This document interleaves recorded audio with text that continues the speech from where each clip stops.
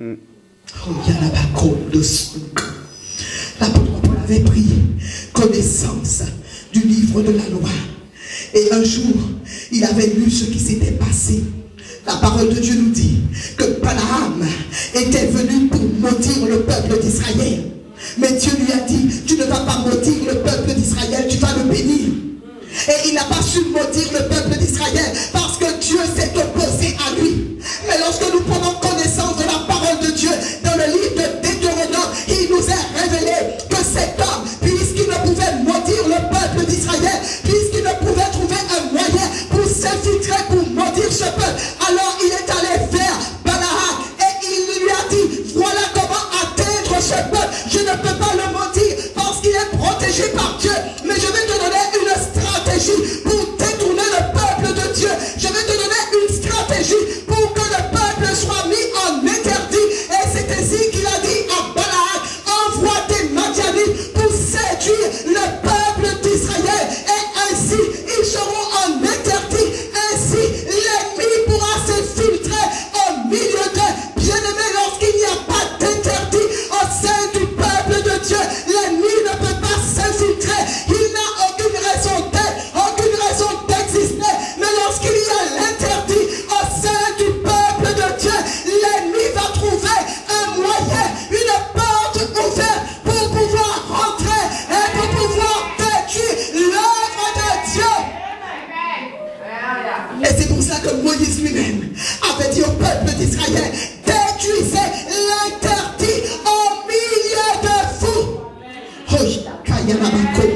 Bien-aimé, cette parole avait résonné aux oreilles de l'apôtre Paul. Et l'apôtre Paul a dit, ces chrétiens, ils sont l'interdit au milieu du peuple d'Israël. Et je vais les détruire. Oh, lorsqu'il a pris connaissance de l'histoire du peuple d'Israël, de l'histoire de Balaam, comment cet homme avait enseigné à Balak à envoyer des Madianites pour séduire le peuple d'Israël. Et la parole de Dieu nous dit que la colère de Dieu s'est éclatée au sein même du peuple d'Israël.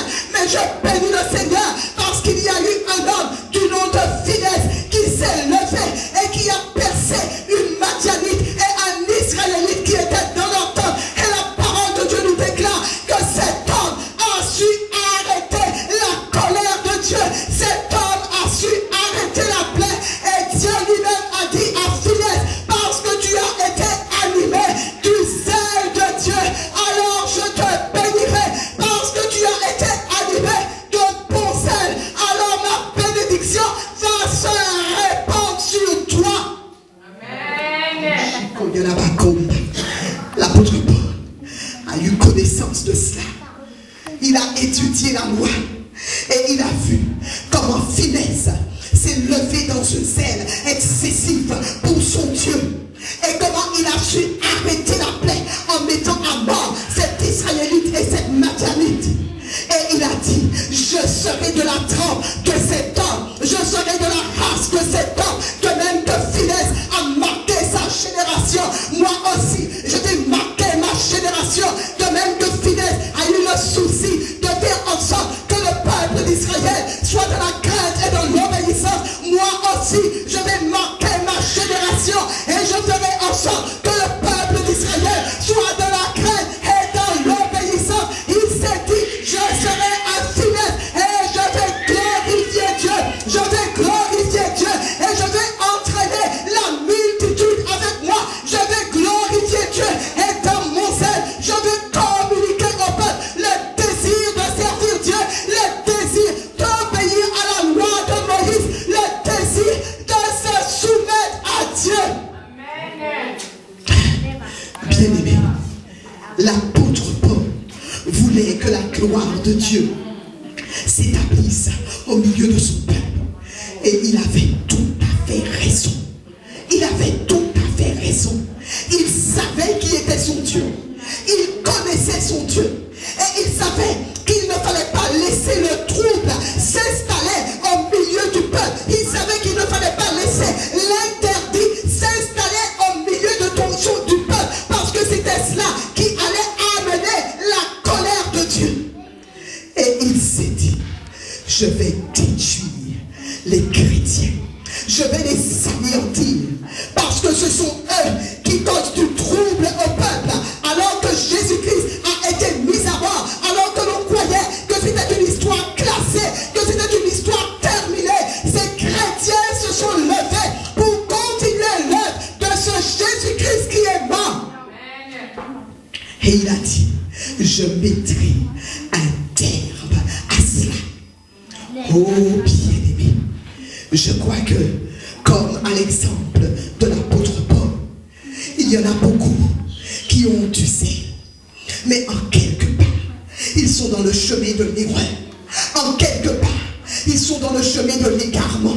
Et ils ont vraiment besoin que le Seigneur les éclaire. Oh, l'apôtre Paul avait reçu beaucoup en matière de connaissance, mais la parole de Dieu nous déclare que la connaissance enfle, mais que la charité édifie. Et aujourd'hui, le drame pour l'église du 21e siècle, c'est que comme à l'exemple de l'apôtre Paul, il a reçu son instruction au pied de Gamaliel. Le drame pour l'église du 21e siècle, c'est qu'il s'est arrêté à cette connaissance qui enfle, mais il a oublié la charité qui édifie. Le drame pour l'église du 21e siècle, c'est qu'il a été instruit au pied de Gamaliel. C'est que cette église a appris toutes formes et toutes sortes de théologie, mais ils ont mis en oubli la loi de la miséricorde. Ils ont mis en oubli la connaissance de Jésus-Christ. Ils ont mis en oubli la révélation, celle qui nous affranchit, celle qui nous permet d'aller au ciel.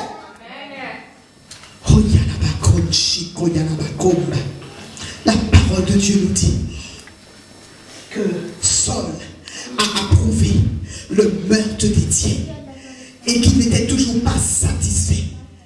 La Bible nous dit qu'il respirait encore le meurtre et la menace.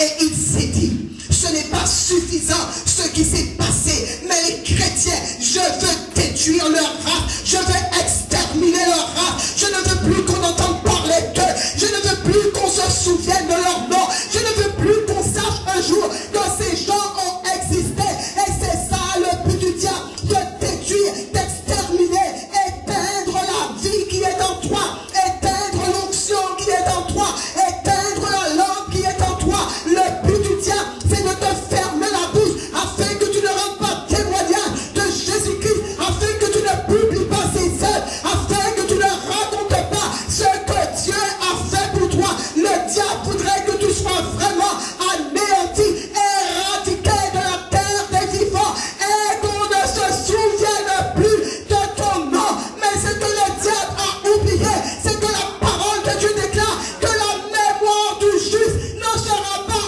oubliée. La mémoire du juste sera rappelée de génération en génération. Il avait un but, c'était éteindre, exterminer cette race. Bien-aimés, je ne vous apprends rien ce matin si je vous dis que le diable ne vous aime pas. Il ne vous aime pas parce que vous êtes des enfants de Dieu. Il ne vous aime pas parce que la vie de Dieu coule en vous. Il ne vous aime pas parce que vous avez été arrachés à son royaume. Il ne vous aime pas parce que vous ne lui appartenez plus, parce que vous n'obéissez plus à ses ordres. Et il n'a qu'un but, c'est de vous détruire. La parole de Dieu nous déclare que le voleur ne vient que pour dérober, égorger et détruire. Et ce qu'il veut, c'est vous détruire. Et c'est pour cela que jour après jour, il élabore toutes sortes de plans afin de vous exterminer. Jour après jour, il élabore toutes sortes de persécutions afin de vous éteindre. Et ce matin, j'ai une bonne nouvelle à vous annoncer. C'est que jamais il ne réussira. Oh, il est dans l'échec. Et il se tiendra dans l'échec tous les jours de